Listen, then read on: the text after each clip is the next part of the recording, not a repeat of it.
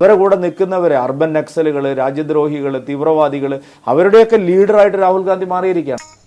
എന്റെ പൊന്നണി, എനിക്ക് അറിയാൻ പാടില്ലായിട്ട് ചോദിക്കുക, നീ ഒരു ഒറ്റ ഡയലോഗ് വെച്ച് എത്ര കാലം ഈ ഫീൽഡിൽ പിടിച്ചേക്കും? ഇതിൽ സത്യത്തിന്റെ ഭാഗത്ത്, ധർമ്മത്തിന്റെ ഭാഗത്ത്, വികസനത്തിന്റെ ഭാഗത്ത് മോദി നിൽക്കുന്നു. അതിച്ചിരി കൂടുതലല്ലേ? ഇതിൽ സത്യത്തിന്റെ ഭാഗത്ത്, ധർമ്മത്തിന്റെ ഭാഗത്ത്, വികസനത്തിന്റെ ഭാഗത്ത് മോദി നിൽക്കുന്നു. സംശയമൊന്നുമില്ലല്ലേ? മോദിയുടെയും അദ്ദേഹത്തിന്റെ പടയാളികളും ഒരു വശത്ത്,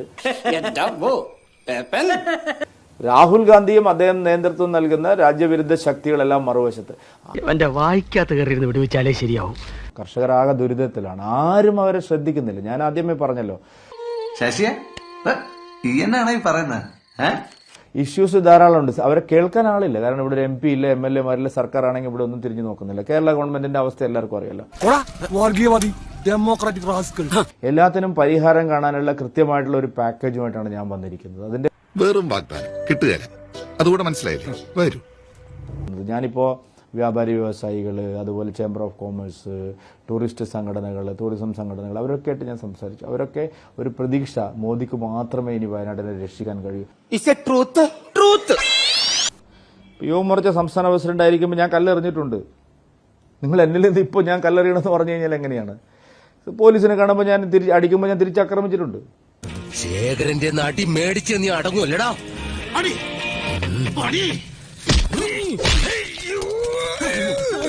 എവിടെ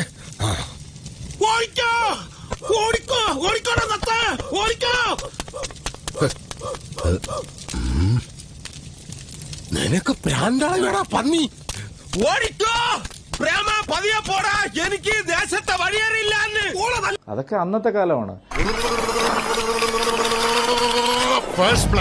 ഇനി മലപ്പുറത്തേക്ക് വന്നാൽ മലപ്പുറത്തും സംഘർഷഭരിതമാണ് സാഹചര്യം. എടപ്പാളിൽ BJP പ്രവർത്തകരെ CPM പ്രവർത്തകർ അടിച്ചോടിക്കുന്നുവെന്ന വിവരങ്ങളാണ് പുറത്തുവരുന്നത്.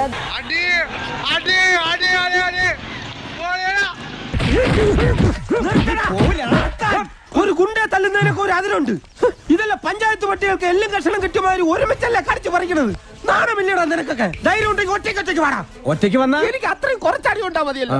ഇപ്പൊ BJP സംസ്ഥാന പ്രസിഡന്റ് ഒരു സെക്രട്ടേറിയറ്റ് മാർച്ചിനിടയിൽ കല്ലെറിഞ്ഞു, നാളെ വന്നാൽ എന്തായിരിക്കും? മോനെ ദാമു, നിന്റെ വെടി ഞാൻ കുറെ കേട്ടതല്ലേടാ. പോലീസ് ഇങ്ങോട്ട് ആക്രമിക്കാൻ വരുമ്പോൾ ഗ്രനേഡ് എറിയുമ്പോൾ ആ ഗ്രനേഡ് തിരിച്ചെടുത്ത് എറിഞ്ഞ് ഞാൻ അങ്ങോട്ട് എറിഞ്ഞിട്ടുണ്ട്. എന്റെ പൊന്നോ, എന്തൊരു തള്ളാണോ! തള്ളി തള്ളി മുല്ലപ്പെരിയാർ വരെ പൊട്ടിപ്പോ. തിരുവനന്തപുരം സെക്രട്ടേറിയറ്റ് മുമ്പിൽ തന്നെ ഞങ്ങൾക്കെതിരെ ഗ്രനേഡ് എറിഞ്ഞപ്പോൾ ആ ഗ്രനേഡ് തട്ടിയിട്ട് ഞങ്ങൾ അങ്ങോട്ട് ഇട്ടിട്ടുണ്ട്. നിനക്കതൊക്കെ എങ്ങനെയാ സാധിക്കുന്നത്?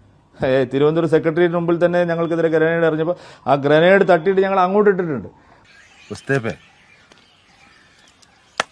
ഒന്ന് നിർത്ത്. ഇനി ഞാനിവിടെ നിന്ന് ഡയലോഗ് പറഞ്ഞ കരഞ്ഞു പോകും. ഉസ്മാനെ രക്ഷപ്പെട്ടോ.